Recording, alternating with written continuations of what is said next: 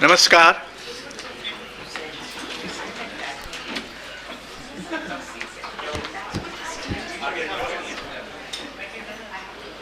आ गया?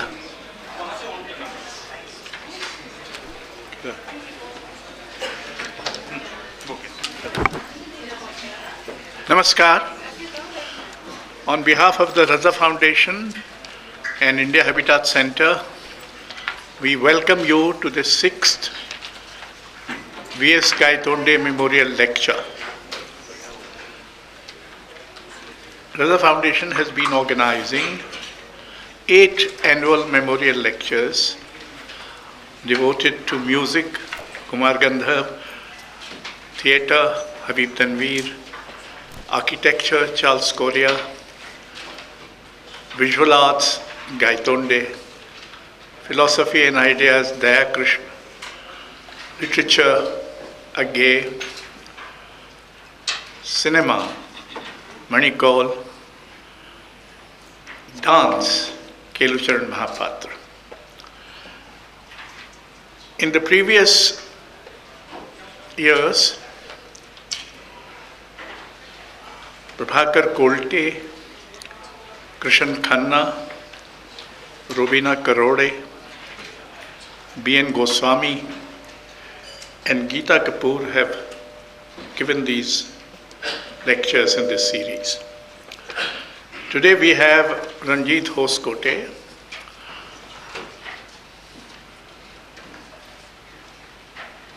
We have something similar. We both write poetry. He writes, of course, much better, but nonetheless. And I'm only an art lover. He's an art critic and curator. And he has recently translated Mir Taki Mir into English. And he has, as all of you know him, so I don't have to give you all the details. He is a well-known art critic. He's one of the best we have. He's one of the outstanding poets in English. And now it turns out he's one of the best translators of poetry of Lalde and Mir. So he's going to... Gaitonde was one of the Raza's friendly circles. In fact, Gaitonde died so quietly and almost invisibly because he died on the previous day and there was no news in the newspapers. He was living somewhere in Gurgaon, and Krishan Khanna narrates an episode that Ram Kumar and Krishan had gone to the cremation ground, and both of them did not know how to get out of there. It seems to be some kind of a complicated place. So at which Ram Kumar said, "Ki, why do we have to get out? Ultimately we have to come here, so let's stay here." In a typical Ram Kumar manner.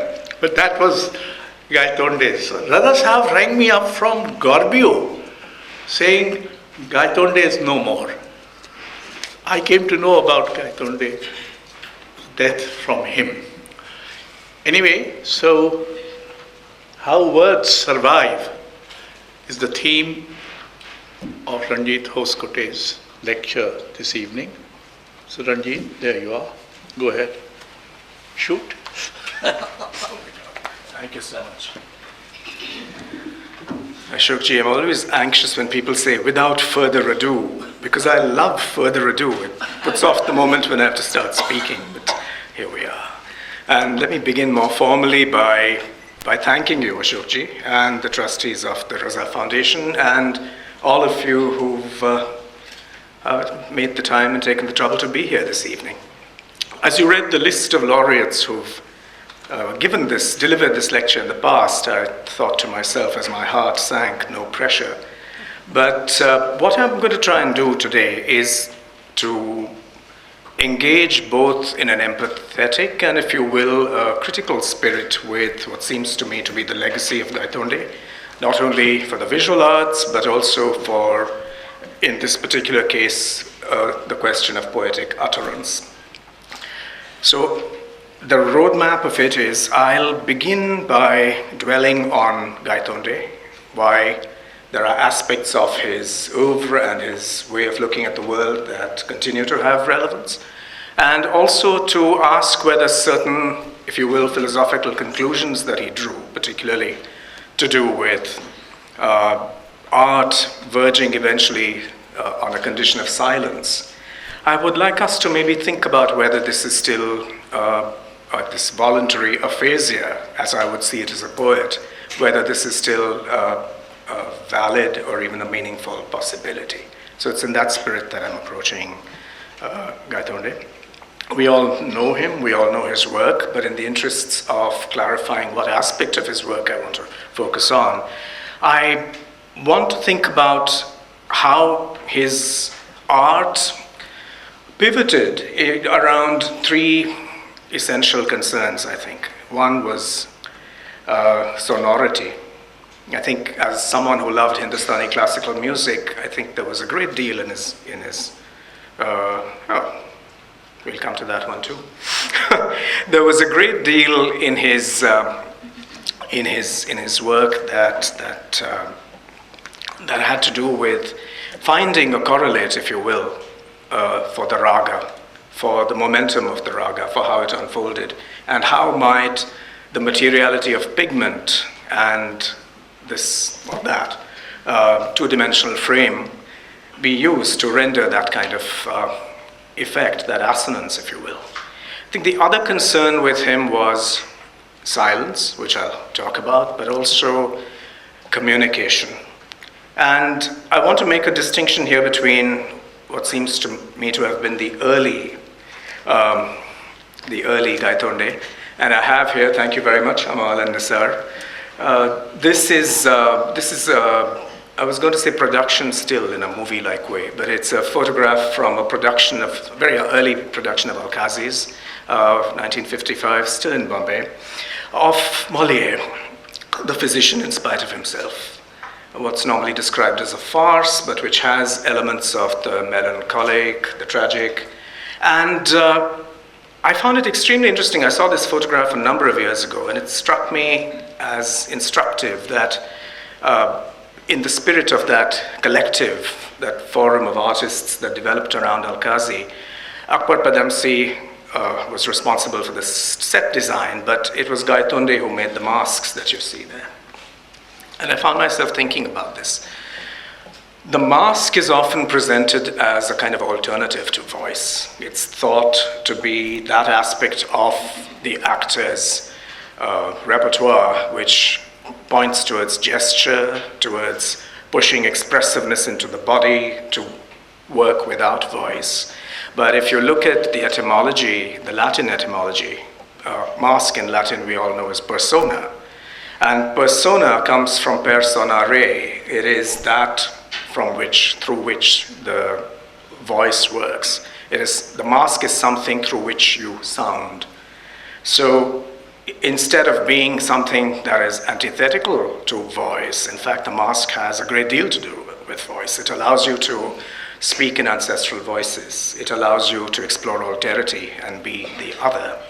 So I found it very, very intriguing that Gaitonde, although presumably Alkazi in his magisterial manner said, do this, and it was performed, it's possible that Gaitonde actually participated in this mask making and this activity of bridging theater and the visual arts. Possibly he did that in some spirit of seeking collegiality, community, solidarity.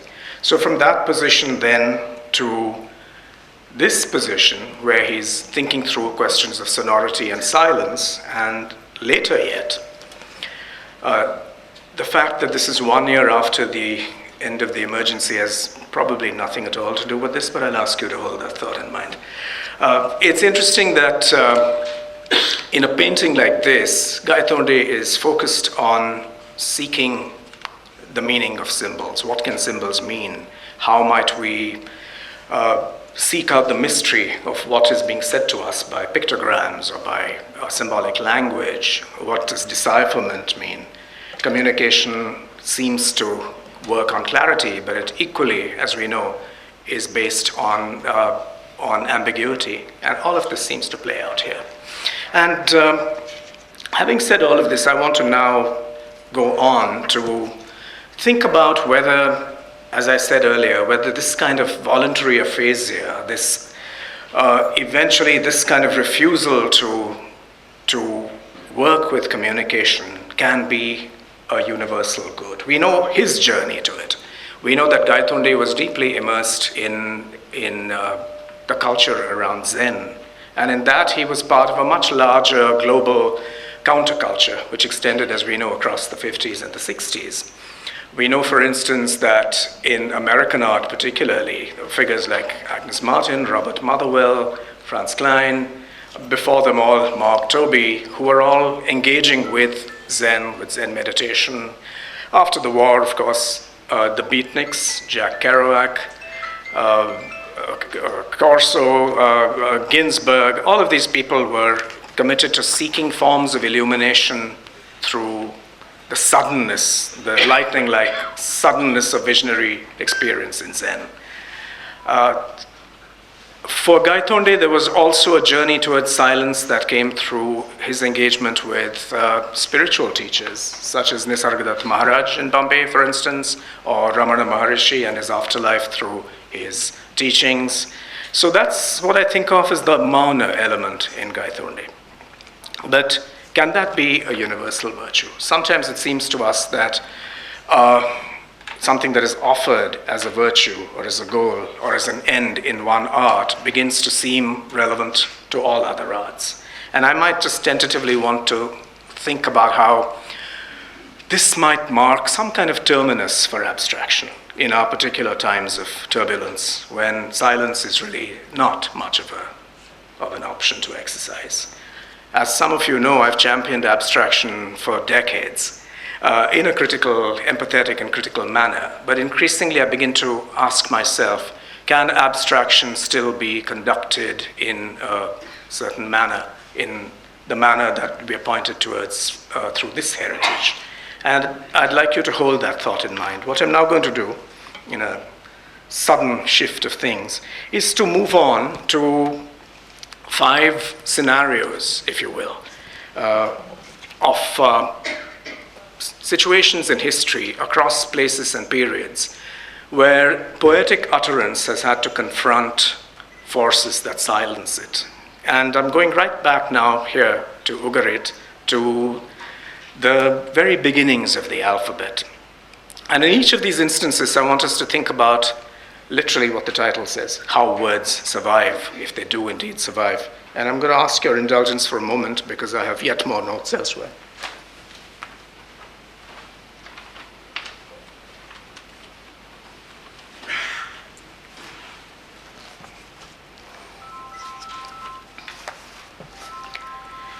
It's interesting, some of us just had a conversation before this, thinking about the sheer materiality of what it means for words to survive, whether it's papyrus or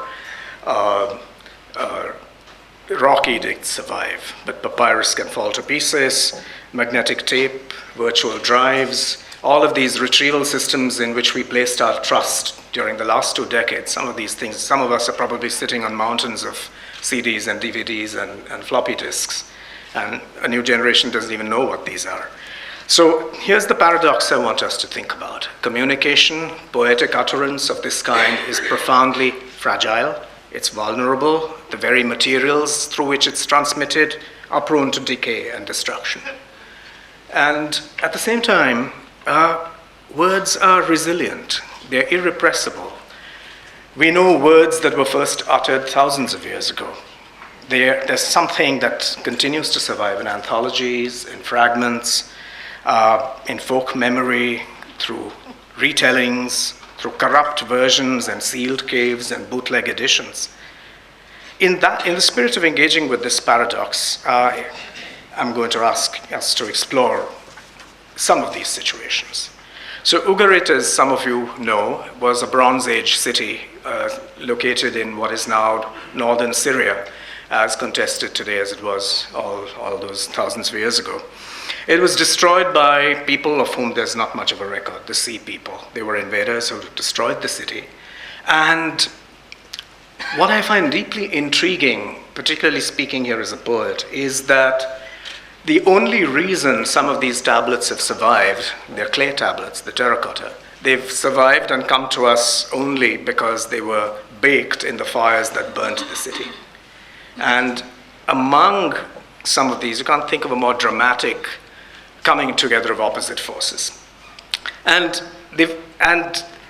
I want to read something that came about for me on thinking of Ugarit and this particular set of circumstances. It's, if you'll indulge me, Ashokji, this is actually a poem. It's the last poem in my 2021 book, Hunch Prose, and it's called Letters from Ugarit. And what it does is every now and again use lines and phrases that appear in tablets such as these. It goes like this. Fire saved these words, cut into clay, corded sounds of desert and surf gouged into flesh. Father, look, the enemy's ships, the sea people, my cities torched. These words saved no one, not sender, not receiver. My country burning, my chariots lost. Words that did not carry across the numb sand. Your messengers saw our threshing floors, charred our vineyards, ripped up from their roots. Messenger, we could have been howling on the moon's far side. With his barbed whip, Marduk cut down my guardian angel. He broke my shield, he drove me from my house. No one heard. No one cried when they heard these baked sounds other hands would draw and fit into tamer molds. Alpu, Betu, Gamu, ox, house, camel, recording barrels and bales. Marduk, pull me from the river, listing sails and hulls. Marduk, let this cloud pass. Sounds that have rung through every changing, trembling shape. Even when the reed breaks, the ink fades, and there is no moon, save these words.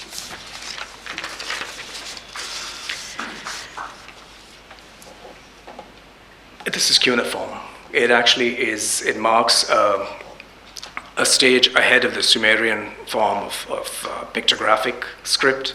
It's ahead of what Mesopotamia had developed, which is logographic, where the entire the picture, if you will, represents a word. This is a move towards how we use language, how we use signs to denote language. So I would like to see it almost as some kind of SOS. Was that another voice? That was wonderful, by the way. But anyway, it strikes me that this is a call for help, an SOS that comes to us from across the millennia. And we receive these things. We have received these messages from the past purely through coincidence. For thousands of years, Ugarit was simply abandoned and lost. It was rediscovered by a farmer, and then an archaeological expedition went in the 1920s. Ras Shamra is what it's called technically. So I find here the gestures of archaeology, of decipherment, and of responsiveness, in many ways enriching our sensibility as readers, as listeners. So this is my way of thinking about how poetic utterance survives but can remain in reserve until the conditions are propitious for us to actually make sense of it, and then to have that resonate for us in certain ways. So as I go along, I also want to think about what hope means in these circumstances, in thinking about poetic utterance as a record of human experience. What can memory really mean? How is it constructed? How does something like this carry its meaning with it across time, space, and cultural assumptions? Somewhat nearer. This comes out, as some of you know, from a long-term project that involved me in translating the works of Lal Ded or Laleshwari or Lalarifa all of these names and versions having for a very long time been equal and equally valid. In going through the linguistic evidence, it came to me very strongly that what we were looking at here was not simply the work of a single 14th century Kashmiri woman mystic, although she certainly stands at the heart of it, but what we were looking at in the works of Lalla was generations of contributors who had added to the corpus of the saint poet using the signature and bringing their devotion and their experience to the signature. And as the works of Lalla came through the oral tradition, into scribal tradition, and finally into print again in the 1920s, it's very interesting when we look back at that moment that what we are looking at here is also transmission lines. People from very, very different locations, men and women, pandits, peasants, Muslims, Sufi teachers, all kinds of generations, social locations, and, if you will, people of different kinds of cultural capital have been equally contributors and carriers of this tradition. So I thought I would have, since we do have some photographic memory of who some of these late transmitters were, I have here Hatem Tilwane, who was a peasant, if you will. He was a storyteller, and he was one of Orelstein's native informants. It's always struck me that both Hatem and Pandit Mukundram Shastri, who was a pandit and had much more cultural capital, they were both equalized as eventually anonymous native informants in a system of colonial knowledge-making. But this is one way of pointing out two people who actually played some role in establishing the continuity and the survival of these poems across the centuries. Here again, I would like us to think about how there's one way of bearing witness to poetic utterance while it's being silenced, either by amnesia or by sectarian warfare. That is by creating a critical edition. These are modes that we are very familiar with. You create a critical edition, you annotate it, but in doing so, sometimes we tend to move away from the actual vibrant and robust sources that have preserved it. A.K. Ramanujan always preferred to use the term tellings instead of narratives or versions, because the term version seems to suggest that that you have to choose.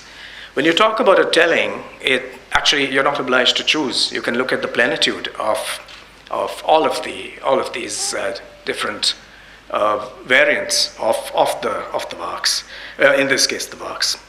So there's an experimental spirituality that emerges through the works, and that seems to have been preserved in many cases, despite the prejudices even of some of the transmitters. So it's incredible that figures like Mukundram Shastri, who otherwise come from a certain Kashmir Shaiva orthodoxy, were yet able to preserve verses in which Lalla is completely opposing the patriarchy, opposing orthodox forms of ritual, for instance.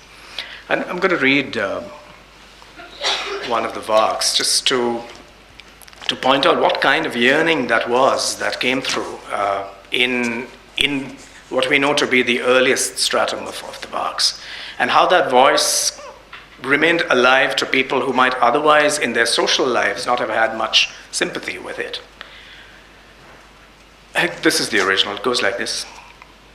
Ami pansodaras navic islaman katibozi dei myon meti ditar amin takin ponazan shaman zovchum brahman garagatsa.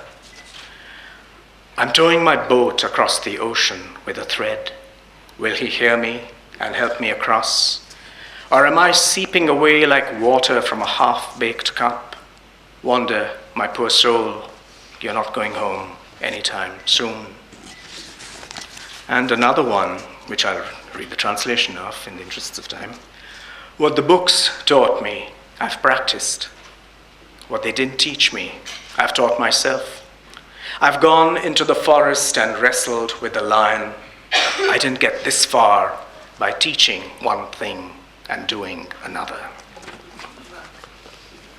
So it's interesting that whether it was Mukundram Shastri, Dharamdas Darvish, of whom there's no picture, or Hatim the storyteller, they were all passing these verbatim, in some cases, passing on these impulses, even if taking them seriously would have meant transforming their own lives. But that becomes a reserve to us in this expanded field. It's an invitation to transform our own experience in some ways.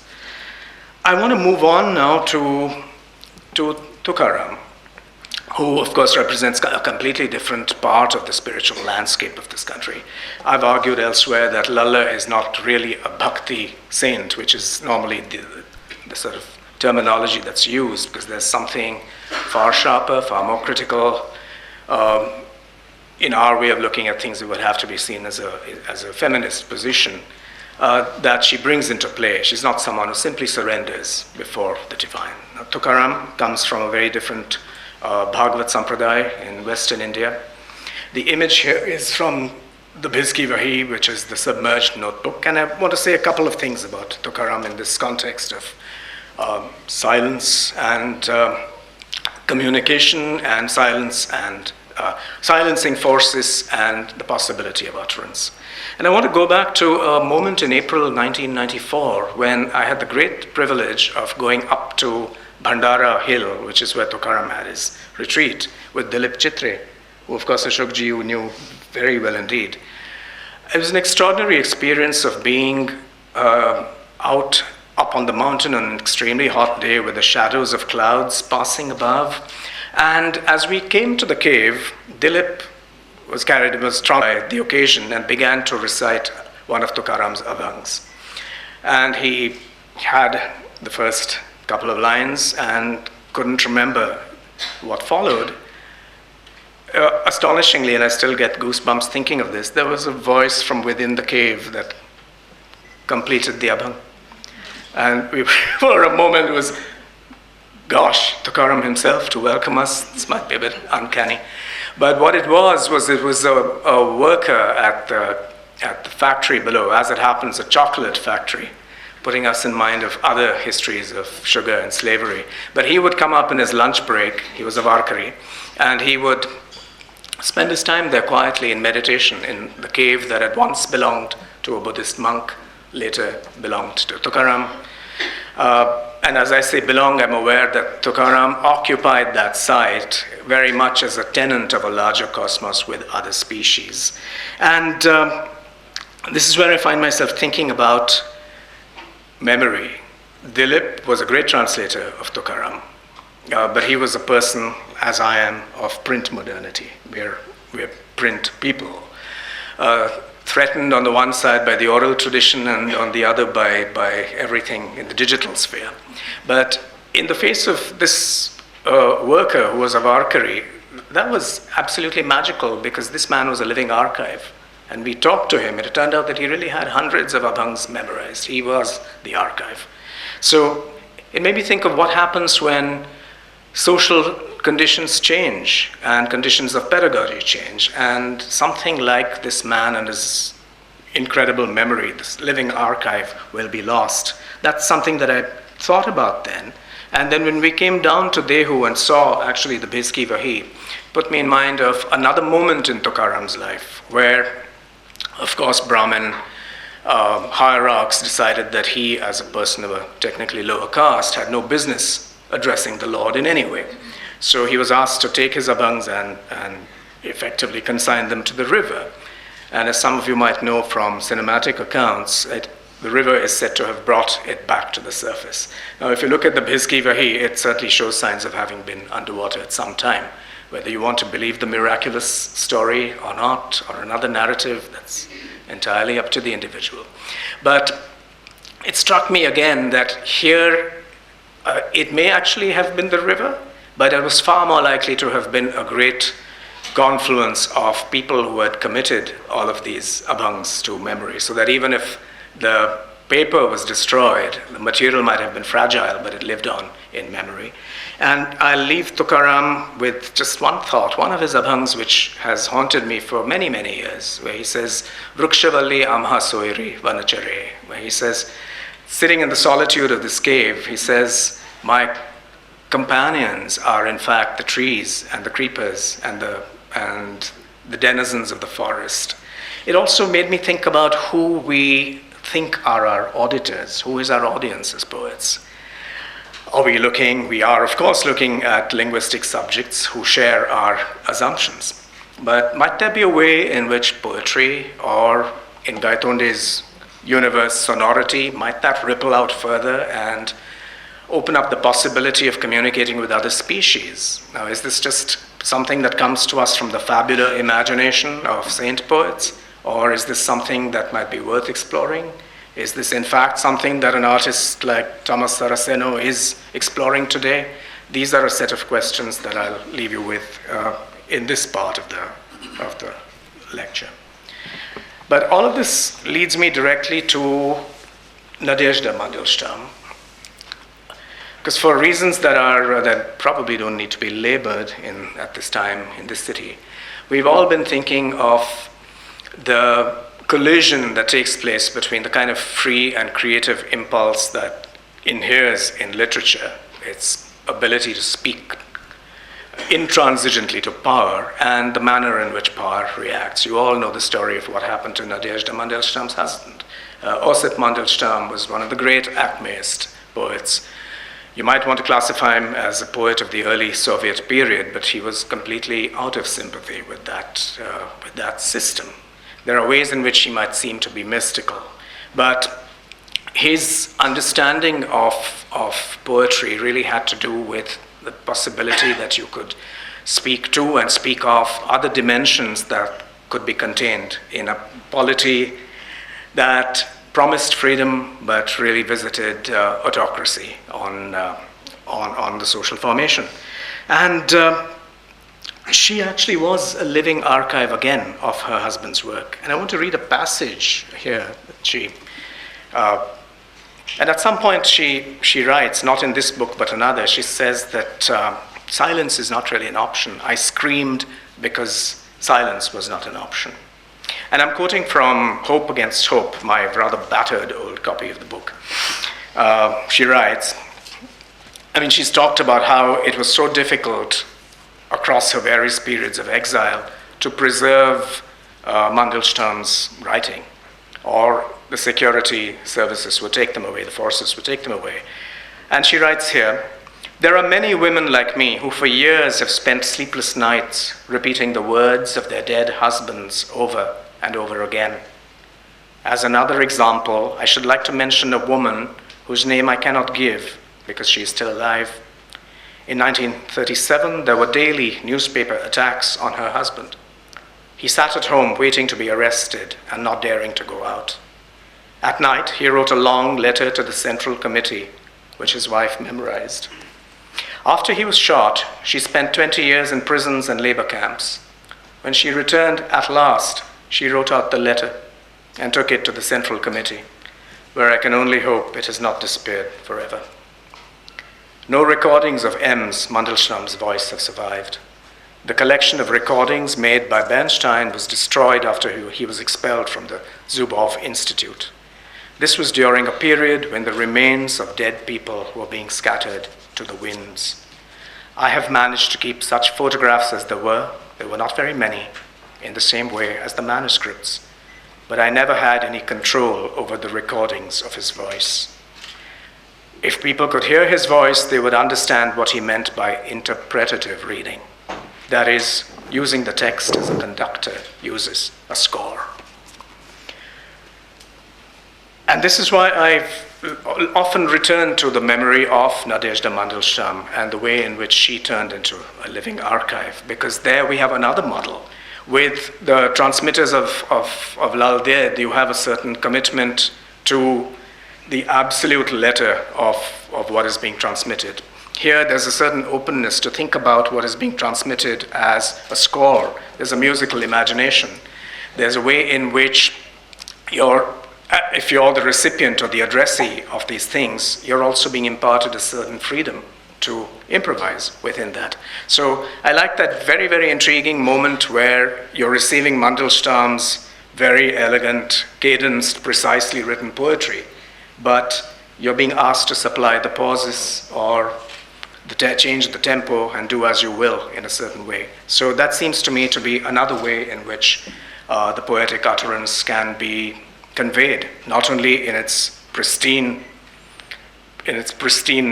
but also through these techniques of how it can be animated.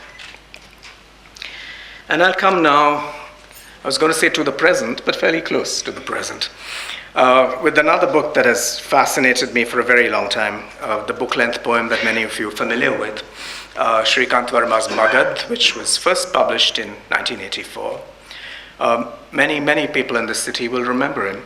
He was a poet, but he was also deeply immersed and involved in the world of politics. He was a member of Congress, he was a spokesperson for the government.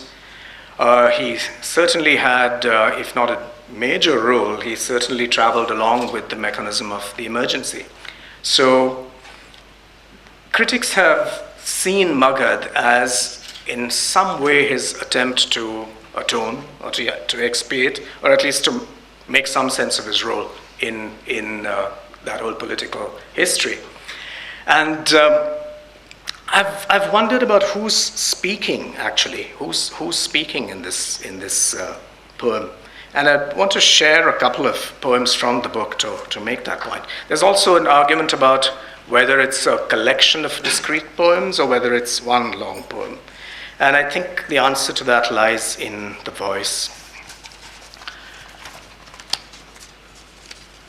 I'm going to begin with the very first poem in the book, which is called Nandi Part, as it may well be called. It's the inauguration of it. It goes like this. Gun Gahak, Gun Sagar, Gun Nidhan, Bahat Varshon Baad, मैं आपके दरवाजे आया हूँ. सुनिए यजमान, जन्म जन्मांतरों की कथाएं, नगर नागरिकों की व्यथाएं लाया हूँ. पहचाना मुझे? बेताल. मुझे मेरे कृत्यों ने काल की रुग्ण एक डाल पर लटका दिया था.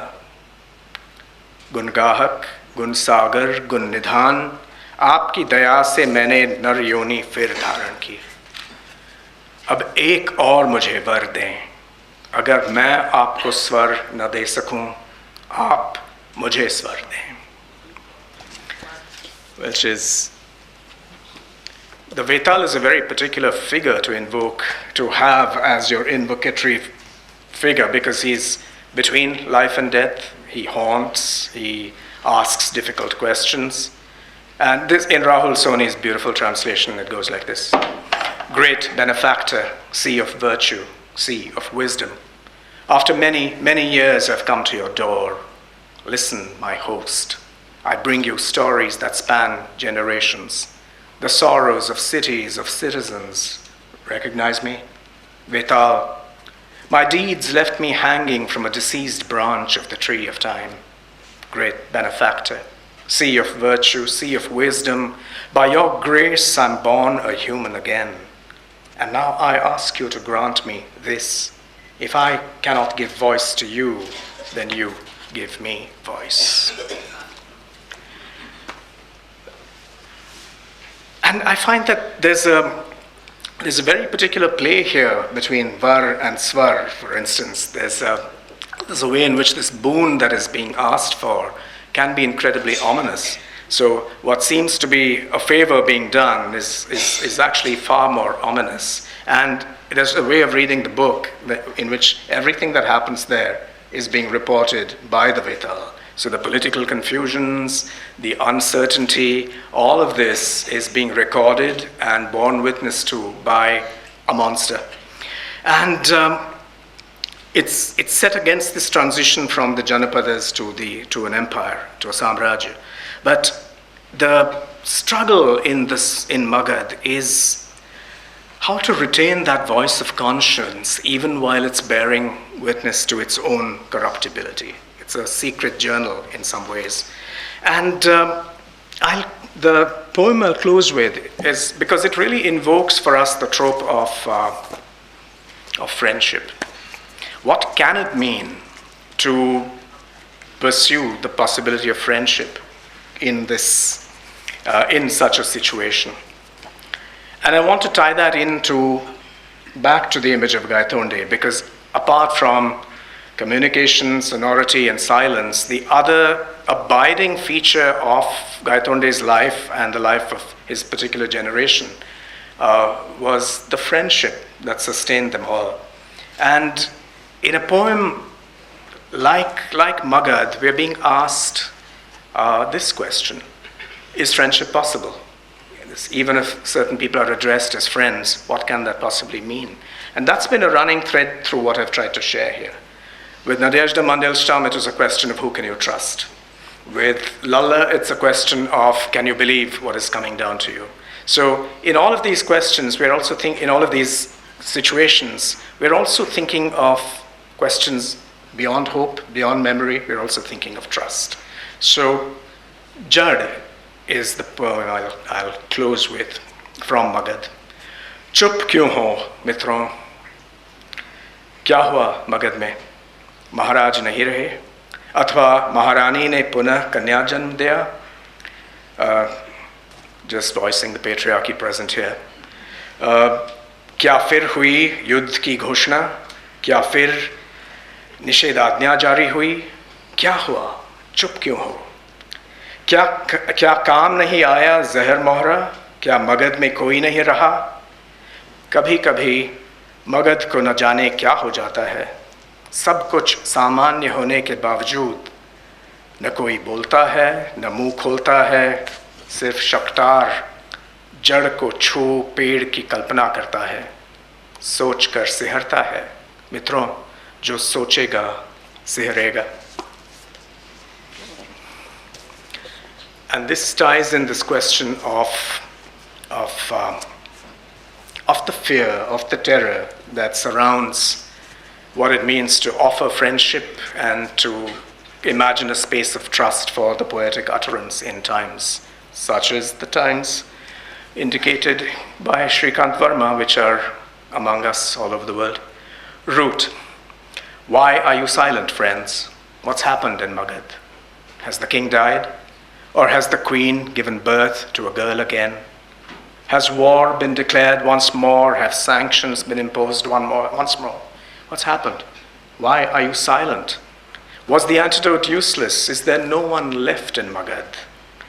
No one knows what happens to Magad sometimes. All will be well, yet no one will say anything. No one will open their mouths.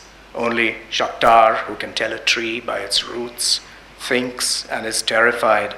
Friends, whoever thinks will be terrified. And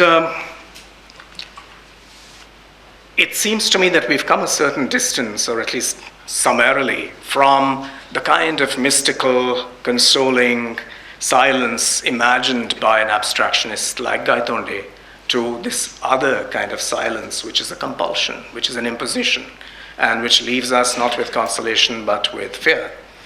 And it puts me in mind of the fact that even while we rescue the utterance from dead letter and fugitive song, we yet have this collective imagination within which we need to see it. Can we all be, the question I want to end with is this. Now, in times such as the ones that Shrikant Verma's Magad presents, we're all reduced in some ways to our individuality. The only person you can more or less trust is yourself. And that takes away, diminishes everything that artistic experience can bring us, what it can mean as a sharing, as an act of generosity, as a collective participation. So instead of closing with that image, I'm going to end with something that we bore witness to earlier this year. It's a play, a kind of songspiel, really, based on the life of Zahir Ludhianvi, written by Ali Hassan, by Mir Ali Hassan and Himanshu Bajpayee, and performed by the Hoshruba Repertory. Towards the middle of the performance, suddenly the line between performers and audience just broke. And this was at the NCPA Starter Theatre in Bombay, which has a certain formality bred into it almost genetically. And that just broke because people were singing along. Everybody knew the Sahir poems, the lyrics. There was a certain rising wave of participation. And we thought to ourselves, as we also sang along, it wasn't a polyphony. It was, some people were off-key, some were, off exploring their own version of the words. But what was amazing there is that there was a great sense of participation and possibilities which still allow us to come together to not really tie ourselves up in solitude, but also to explore its opposite pole. What does it mean to sing together and to imagine a different future, to imagine a future differently? Thank you very much for your attention.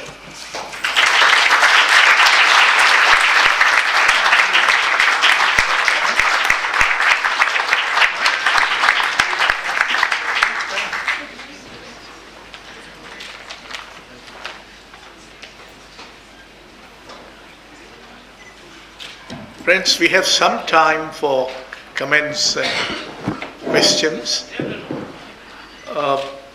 Let them be brief. Don't give too long an opinion. Ask a sharp, burning question or something like that. A piercing one. Go ahead. The first one is always difficult. Did you raise your hand? No, okay. Kumudji, I thought. Okay, fine. You have stunned everybody. You wanted to go to speech from silence, and your speech has brought silence in the hall. Ashokji here. Yeah. On your left. On your left. Ashokji. Where? Oh, okay, go ahead. Please.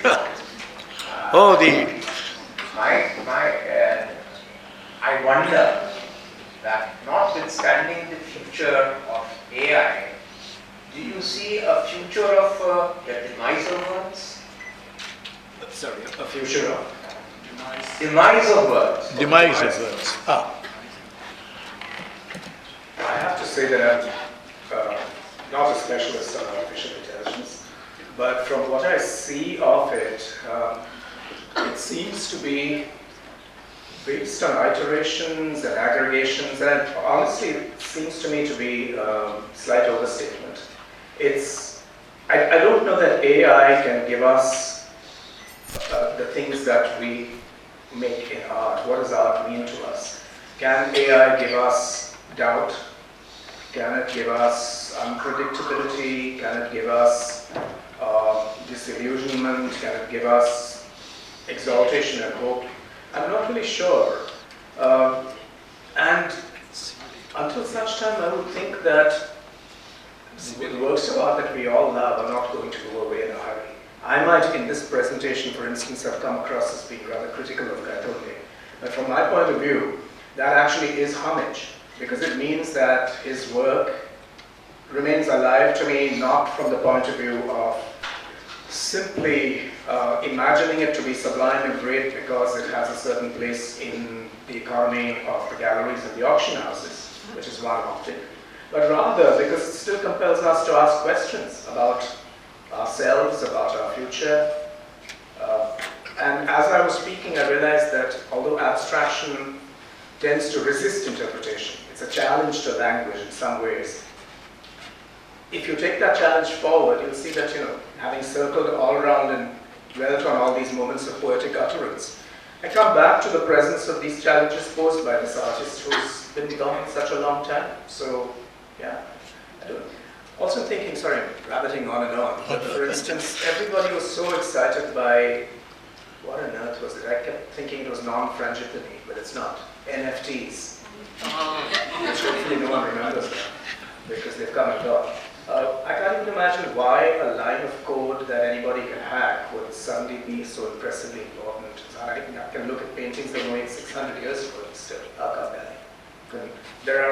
it's not really about whether some new technological advance is going to wipe out all previous art. Just far prefer to think about it as a continuity with which we are critically engaged. Yes? So you were talking about how Ramanujan used the word tellings instead of versions. And while translating a poet like Laleshwari or any mystic Bhakti poet, if there comes a situation where you have to face The concept of? where comes a situation where you have to face, while translating a poet, that is, you have to face two or more versions of the same verse, how do you choose? In the case of Lodhi, precisely, there are a number of verses that are designed that way.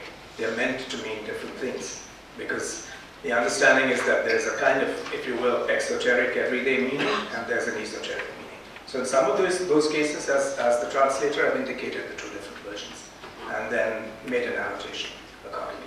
But various translators have found various ways of doing this, including the use of design on the page, the different levels of percentages of black, for instance. You can indicate on a printed page that there are different versions which point you in different directions. But that again is a way of using the limitations of our print modernity to think about what the voice was doing in different ways earlier. So if there are no more questions, yes? Yeah, Ranjit, I'm just curious. I mean, you've engaged with Gaitonde about what you make of his ascenic writings, right? Because, I mean, we know that writings such as that delay the formation of meaning. But I'm just curious to know what your thoughts are about his ascenic writings. Say more, Ivan. Okay. I mean, ascenic writings have been used by a number of artists in the past, right? Whether it's Kandinsky and we know about the spiritual art, which Gaitonde was also very interested in. And we know that abstract works of art tend to delay that formation of meaning, they thwart meaning. So I was just very curious because you have Gaitonde writing pictograms, etc. How do you see that phase of ascenic writing? Yeah, in fact, one of those, the painting from the Pandol collection was meant to point, in fact, to that whole period. It wasn't really a period, it kept coming and going as well, where he used references to calligraphy or to pictograms. That, for me, is where he came up against this question of what can one do with language. So I'd like to think about how, as someone who loved music, he probably came to the point where he wondered about how much the bandish could do. In what ways could stretching the bandish, pausing it, breaking it in certain ways, what is the kind of meaning or what's the kind of experience that would get you to? So this is slightly semi-informed guesswork, but I'd like to think, looking at these paintings, I have a sense that that's one of the concerns that he certainly had. But how long do you stretch the word until you get somehow beyond it? But also, I'm very, very interested in the artisanal aspect of a number of those works. Not the calligrams that were actually painted on, but certainly the paintings where he used cutouts, there was masking, there was sometimes elements of collage. So rather than always position it as a question of language and what's beyond language, I think there's also a way of thinking about it in terms of language and the labor that goes into the making of the image. So sometimes when I look at Gaitonde's work from a certain period, I'm just fascinated by thinking of all the artisanal gestures that went into it, using masking tape, silhouettes, painting over, taking them off. That entire ancestral choreography of making, because that sometimes tends to become invisible in the way in which we think about and talk about paintings of this kind. So thank you very much, Ranjit Hoskote, for a brilliant lecture, and thank you all for being here, such patient, such silent, such receptive audience. Thank you. Incidentally, 7 और 8 सितंबर को हम अक्टूबर है, जो भी ससरा महीना है आप तो समझ जाएंगे, तो 7 और 8 अक्टूबर को इंडिया इंटरनेशनल सेंटर में रज़ा फाउंडेशन एक पुराने अब दिवंगत कवि, आलोचक, सामाजिक कार्यकर्ता और चिंतक विजय देव नारायण शाही पर 2 दिन का एक आयोजन कर रहे हैं। समय शाही और साखी। तो आप में से जिसकी अभी भी साहित्य में रुचि हो वो आ सकते हैं। धन्यवाद।